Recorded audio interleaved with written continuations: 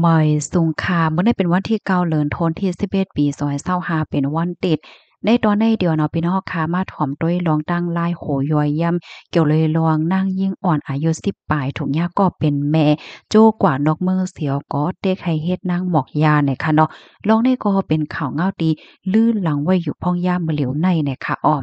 เฮาค่ะมาถ่อมด้วยโหคุบลองตั้งลายโหย้อยย่ำมันค่ะเนาะน้องอ่อนก็ได้ก็จื้อห้องว่าน้องเออันนี้เป็นชื่อเล่นก้อยเนี่ยค่ะเนาะ เป็นลูกอ่อนยิ่งเจ้าไทยอายุไล12ปีเมื่อวันตั้งมานั่งก็อยู่จ้อมปอเฒ่าแม่เฒ่าแลน้องยิ่งดีเจดอนเพชรบุญก็เป็นปอได้รู้สึงสาใจกว่าจะมือน้องอายุไล8ถึง9ปีเย้าเนี่ยค่ะก็เป็นแม่ได้กออายุไล29ปีแม่ได้กอใกล้กว่านอกเมืองหน้าเนี่ยเนาะก็กำนำได้กว่าที่สิงคโปร์ไต้หวันญี่ปุ่นเจิ้อได้เนี่ยค่ะถึงที่อำบ่มีกินข้าวยำรุมรัดด้วยถึงลูกกาหือ ให้ลูกแน่อยู่จ้อมปอเฒ่าแม่เฒ่าเป็นว่าเฮ็ดจั่งไหนเลยฮู้ว่าก็เป็นแม่แน่เป็นคนดีมีหนี้มีขวัดตั้งนำตั้งหลายเฮ็ดจั่งไหนอ้อน้องเอในคืนมหนึ่งเนาะจันทร์กลางอำไปป้อหึงสังแม่เขาในกอปองมาตีในเมืองไทยเสียกอโจ้น้องเอกว่าดีจะป่านเฮ็ดจั่งไหนอ้อมังสือในลาดว่าแม่และตั้งโพใหม่แม่แน่มีนิมีขวัดนำหนาแลถึงดีเปิ้นฮ้องว่าว่วนจอมกันว่วนเหี่ยก็เปิดตาเอาน้องเอในกว่าเหตุการณ์จังไหนเพราะว่าแหล่งเงินมาเหี่ยวในก็เอาเงินกว่า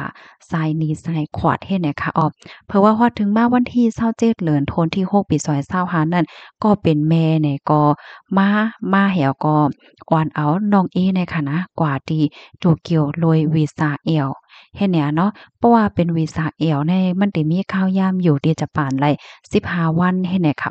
เพราะว่ากว่าถึงที่ตูเกี่ยวเหย้าไหนก็เป็นแม่ก็อ่อนเอาน้องเอในกว่าที่เสียงโน้ตไทยค่ะนะชื่อห้องว่า Relax Time เนี่ยค่ะพอเปลี่ยนเป็นความใต้ก็ข้าวยามลือเฮ็ดจังได๋ค่ะกว่าดอกอันเป็นเจ้าเสียงได้ก็เป็นโพจ้ายเจ้าจะผ่านอายุไล51ปีชื่อห้องว่ามาซายุกิโฮโซโนะในเสียงโนตีในค่ะมีอยู่ที่จั้น3นะคะขึ้นตึก8จั้นอันมีไว้อยู่ที่ปอกยูชิมะเปิ้นตีในก็เป็นตีก้นกึ้นเงินควานแน่ๆเขียงกลางค่ำขึ้นก็ก้นในก็แค้นกึ้นเฮ็ดจังได๋นั่นน่ะเนาะบางห้องเนี่ยก็มีบางห้องบางตึกเนี่ยก็มีนางหญิงไทยหลายๆก็คาดแถวก็อยู่โฮมห้อมจ้อมกันเฮ็ดให้ค่ะเสียงโน้ตอันในๆค่ะนะอ่ำใจเสียงโยโย่เนี่ยเนาะมันมีลองลักล้อมเฮ็ดแม่หมอกยา ว่าจังว่าเฮ็ดจั่งใดป้าเพราะว่าเขากว่าที่ในเว็บในได้หันหางสาวไทยหางหลีหางเหล้าหางเคิงเหมือนจังหนังว่าหางเคิงว่าซังว่าเฮ็ดในแฮวเขาไปรับตอนแขกอยู่เฮ็ดจั่งใดคะมื้อมาถึงวันแฮกวันอ่อนตั้งนั้นก็เป็นแม่เนี่ยก็สอนลูกหญิงในล็อกไลน์โน้ตแล้วก็ล็อกไลน์รับแขกเฮ็ดจั่งใดน่ะเนาะแม่เนี่ยก็ลัดล็อกไลน์เพราะว่าแขกผู้จ่ายมาแหน่ติเลยเฮ็ดจั่งหือ เดลัยรับตอนจึงหือเฮ็ดให้น่ะเนาะอ๋อค่ะกำาใดน้องเอก็ลาดว่าน้อมไข่เฮ็ดนั่นน่ะน้อมไข่เฮ็ดการจั่งใดเพราะว่าจั่งนั้นน่ะแม่ก็ใจล้ำให้แหน่เนาะกำาใดน้องก็ว่าเป็นลูกน่ะเนาะเป็นลูกแน่เดลัยถ่อมความแม่น่ะเนาะน้องก็ว่าเฮ็ดจั่งนั้นเนาะนะอันคืนอ่อนตั้งในนะคืนอ่อนตั้งเมื่อแผ่วที่จะปานนั้นน้องเอก็นอนจ้อมแม่ค่ะเพราะว่าตื่นเจ้ามากลางไหนก็แม่เนี่ยหายกว่าเหย้าน่ะค่ะเนาะอำพันแม่เหย้าค่ะ กำนันแม่ก็ติดต่อส่งข้อความมาแ้วก็ลัดน้องเอว่าน้องอยู่ที่นั่นเเหตุการณ์กว่าก่อนหน้าเพราะวันหนึ่งแม่ได้ป้องมาหาแลได้ป้องมารับลูกไว้ให้ไหนเนาะแม่เนี่ยก็หายกว่าม10วันจังได๋เพราะว่าพอถึงมาวันที่11เดือนธันวาคมที่7เนาะแม่ก็มาแวะหาน้องตีเสียงแล้วก็ลาดว่าแม่ได้ป้องเมืองไทยก่อนนะเพราะวันหนึ่งแม่ได้มารับลูกเนาะไว้หลังแม่จะมารับลูกให้เนี่ยแล้วก็แม่ก็ออกกว่าให้เนี่ยเนาะซื้อมาอันก็ลาดว่าเมื่อพ้องนั้นใน แม่เนี่ยอมตั้งน้องอ่อนน้องจ้ายอ่อนตัวเล็กๆมาปาจอมยากรลาดว่าลูกอ่อนก็แน่ๆมันเป็นอันเกิดจอมปอใหม่นั่นน่ะเหี่ยวก็ลาดว่าเนี่ยเป็นน้องจ้ายของลูกนะแม่เนี่ยก็ได้อ่อนน้องปอเมืองไทยก่อนย่อแม่จักมารับลูกกำลื้นหน้าเนี่ยลัดที่ลุงจึงเหี่ยวก็ออกมื้อกว่าในเขาไว้หลังเสก็เป็นแม่ออกมื้อกว่าเหย้าในน้องเอก็ถูกญาติได้ใครเหตุการณ์กูมื้อกูวันเข้าตั้ง33วันใน นอกในเลยรับแขกผู้จ่ายใน61ก่อค่ะกำนำได้เป็นก้นเซียนอายุ40ถึง50ปีในอ้อ เพราะว่าเป็นข้าวกลางคืนไหนน้องเอก็ไหลนอนตีในสึงไฟตีในเสียงนั่นให้เนี่ยนะเห็นน้องไหนก็ไหลเอาตั้งผ้าห่มให้เนี่ยเนาะสื่อเหี่ยวก็นอนตีปื้นอาหารเราตั้งกินก็อำไลกินลีๆค่ะเนาะน้องอ่อนได้เหตุการณ์ข้าวตั้ง33วันในแลงเงินอยู่627,000เฮงเยียนได้ตรงเงินไทยอยู่1.4แสนบาทเฮ็ดจังไหนออมเงินดีอันน้องเอไหลมากูปอกูกำนั่นค่ะเขาได้ แม่งเป็น2ปนค่ะปนที่1ก็ตาเจ้าเสียงแถมปนหนึ่งก็เขาได้ร้อยปันติในปานก็เป็นแม่จังไหนเมื่อวานน้องโหลงเงินว่าสังวาในน้องก็ส่งข้อความกว่าย้อนตีแม่เพราะว่าย้อนตีแม่ปันยาวแม่เนี่ยก็ได้ให้เจ้าเสียงเนี่ยเอาเงินมาปันน้องกำอิดกำออดอันที่น้องโหลดซื้อโหลดจ่ายแต่นั่นโกยให้ไหนอ้อมน้องเอในห้องไห้กูว่านแลลาดแม่ว่าน้องอำไคเหตุการณ์ในเย้า ก้อยกาแม่ก็ลาดว่าเยื่นเอาเลยลูกเอ้ยเยื่นเอาตอนตานะหอต่อเฮิรนนี่ว่าน้องเนี่ยก็ลาดตัวเจ้าก็ว่าป้อห้อมเหตุการณ์โกนตีเฮิรนก็เตตุกข้าเนาะให้แหนมเพราะว่าพอถึงมาเดือนธันวาคมที่8ปี2025ในแม่ก็ส่งก้นมารับน้องเอเปิดค่ายก่อยเหตุการณ์ตีเสียงแทงตีหนึ่งเนาะเพราะว่ากว่าตีนั้นแหนะน้องก็ยังตึกถูกย่าเต็กให้เหตุการณ์เป็นนางหมกยารับตอนแขกโพจ้าอยู่เหมือนเก่าให้แหน่เนาะกูว่านไหนน้องเอเนี่ยก็ถามแม่ว่าเมื่อไรแม่ได้มารับลูกน่ะแม่ก็รับปากว่ามื้อนั้นเด้มารับนะก้อยก็ว่ามารับให้ปอก เฮ็ดจั่งใดอะนะให้แหน่แลน้องเอก็วนนะมาว่าแม่แน่เต็มมารับเฮาอยู่แม่แน่นั่นก็ว่าเฮ็ดจั่งใดน่ะเนาะแม่แน่วนตาเต็มมารับเฮาอยู่นี่หั้นแหน่กำาใดน้องเอก็คือกลมดังอันผู้หญิงไทยที่เฮ็ดการเสียงโน้ตจ้อมกันว่าน้องแค่ปอเคินแหน่อันนางหญิงสาวไทยเขานั้นก็เตฟังติมานางว่า สตินะพอสมมุติแหนมสั่งถกสนจังย่างยอบก็เพราะว่าอันวิสาโสนั้นอายุมันโมดยาวแหน่กำไนน้องเอก็ตอบว่าน้องพร้อมโตตั้นตีเตงย่ายอบอยู่คาเฮ็ดจังได๋เผื่อว่าฮอดถึงมาวันที่20เดือนธันวาที่9ปี2025นี่นะน้องเอเนี่ยก็ไล่ลักหลวมปลายออกเสียงกว่าเหี่ยวก็ออกข้าวตั้งกว่าดีโฮงปลีกกว่าหาดีโฮงปลีกกว่าหั้งก้อยก็เหลียวน้องเฮ็ดจังได๋เนาะ บางสื่อก็รัดว่ามีลูกกะมีแขวโพจ้าย DNA รู้เนื้อน้องเหี่ยวก็ปั่นลองตั้งจอยเทียมน้องเฮ็ดจั่งใดอ้อมน้องในรัดความจะปานอำไลนั่นน่ะเนาะก้อยกะว่าน้องก็คัดใจอันกับคัดใจรัดค่ะเนาะหนังเหือซัมป้อให้เปิ้นฮู้ว่าน้องเป็นหืออยู่พองแหน่น้องรัดว่าน้องถุงยาแม่ปล่อยแปดอ้อน้องไข้ปอกเฮินน้องไข้คืนโรงเรียน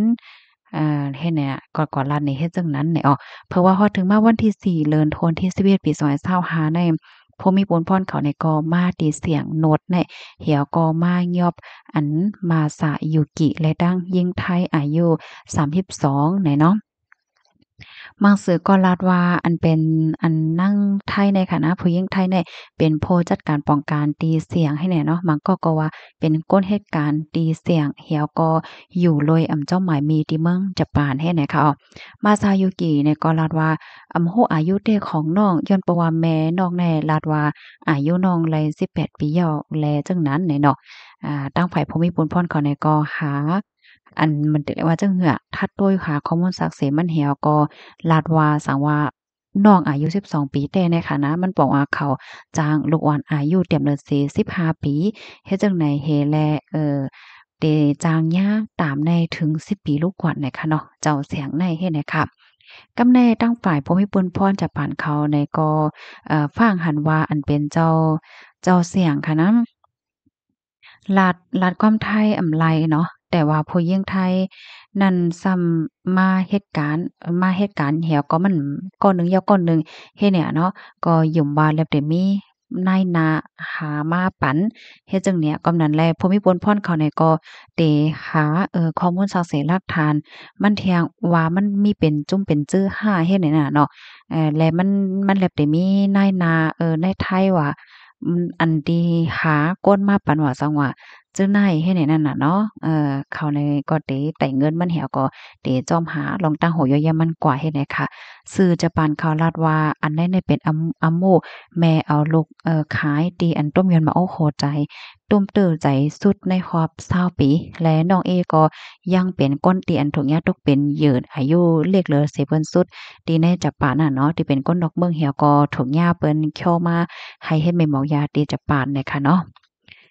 มื้อเลี้ยวในน้องเอเนี่ยก็อยู่ไว้ตีศูนย์ตุ้ยหลอมลูกหวานตีโตเกียวค่ะมีหลายฝ่ายโฮมป้าถึงลุ่มต่างไทยเนี่ยก็เลยยืนมือเข้าจอยเทียมปันน้องเหย้าเนี่ยค่ะน้องเอลัดว่าน้องแดโกจะปานกว่าต่อโจสุดปาเนาะค่ะแหน่ก้อยกะว่าจังหือก็ยินจมอยู่นำถึงปีๆผู้มีปนพรเขาติดจอยเทียมปันน้องเฮ็ดในอ้อม ข่าวอันใดค่ะแต่ว่าเป็นข่าวเงาตีลื่นหลังว่าอยู่ที่ในเมืองจะปานเหย้าเนี่ยค่ะเจ้าจะป่านเขาก็ปันตั้งหันถึงกันตั้งนำตั้งหลายค่ะเหมือนจังหนังว่ากึ่งลีเอาตั้งพิษผู้จ่าย61ก่อเจ้านั้นป้าอ้อเนี่ยยอก็เซซ่อมอันเป็นละวากานั่นน่ะเนาะตีปล่อยให้ก็เป็นแม่ในปอกมือกว่าก่อเหลียวตั้งตีมีตั้งตีมือมานั่นเอาลูกอ่อนมาป้าจอมให้หน่อยเนาะบางก็ว่าเสียงโนไทยดีในโตเกียวในมีนำถึง2ปากตีอันนำจ้อมหมายมีในมีถึงโพปากไหล80%และสาวไทยดีในเสียงโนดก็เขาเมืองรวยอำจ้อมหมายมีแหน่เขาก็ว่ากันเฮ็ดจังได๋เนี่ยค่ะอ้อกำในตอนตามแม่ของน้องเอในจื้อว่าคือข้อมูลหัวย่อยได้ก็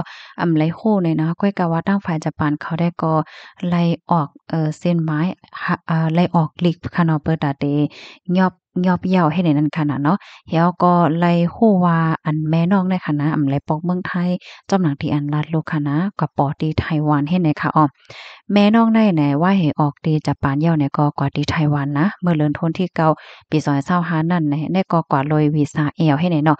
มันนางในมีปืนออกข้าวต้างในหลายปอกหลายกำเป็น27ค่ำขวากำนำได้ก็บ่น่าได้กว่าดีญี่ปุ่นไต้หวันเวียดนามสิงคโปร์เฮ็ดให้อันที่มันนางออกข้าวต้างกว่าเจ้าไหนก็เปิดตากว่าเฮ็ดนางหมอกยาเฮ็ดไหนคะอ้อมมือมันนางหมิ่นกว่าถึงตีไต้หวันเหย้าแหน่มันนางก็กว่าเหตุการณ์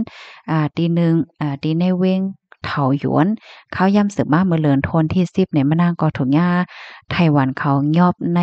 ตดตามตั้งพิษที่ว่าเฮ็ดนางหมอกยาเนี่ยเนาะ อันย่างยอบกว่านั้นได้ก็เมื่อเหลือนทนที่10เนาะเกี่ยวกันดั้งหมู่ของน้องเอในเฮ็ดจั่งใดคะอ้อเมื่อตั้งฝ่ายไต้หวันเขาโฮ้เลิงน้องเอก็